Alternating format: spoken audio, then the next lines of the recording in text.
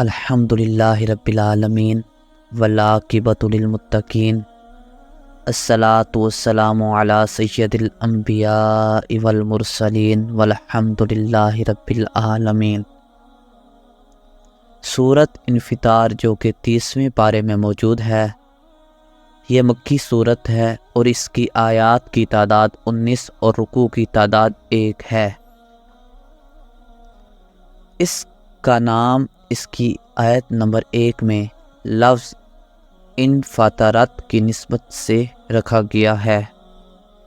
اس صورت میں پہلے ان تبدیلیوں کا ذکر ہے جو وقوع قیامت کے وقت نظام کائنات میں رونما ہوں گی۔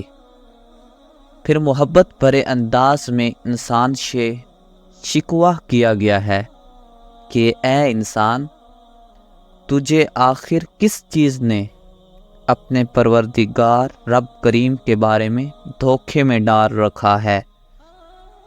پھر جس شکل میں تجھے چاہا ترکیب دے دیا، جس نے تجھے پیدا کیا، تیرے اعضاء کو درست کیا، پھر تیرے عناصر کو معتدل بنایا۔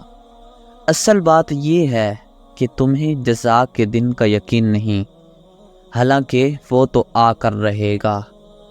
پھر مارکے خیر و شر کے 2 مقابل قوتوں کا تذکرہ کر کے بتایا ہے کہ شر کی قوت فجار اور نافرمانوں کے روپ میں جہنم کا ایندھن بننے سے بچ نہیں سکیں گے، جبکہ ہر چیز کی قوت ابرار و فرما برداری کی شکل میں جنت اور اس کی نعمتوں کے مستحق قرار پائیں گے۔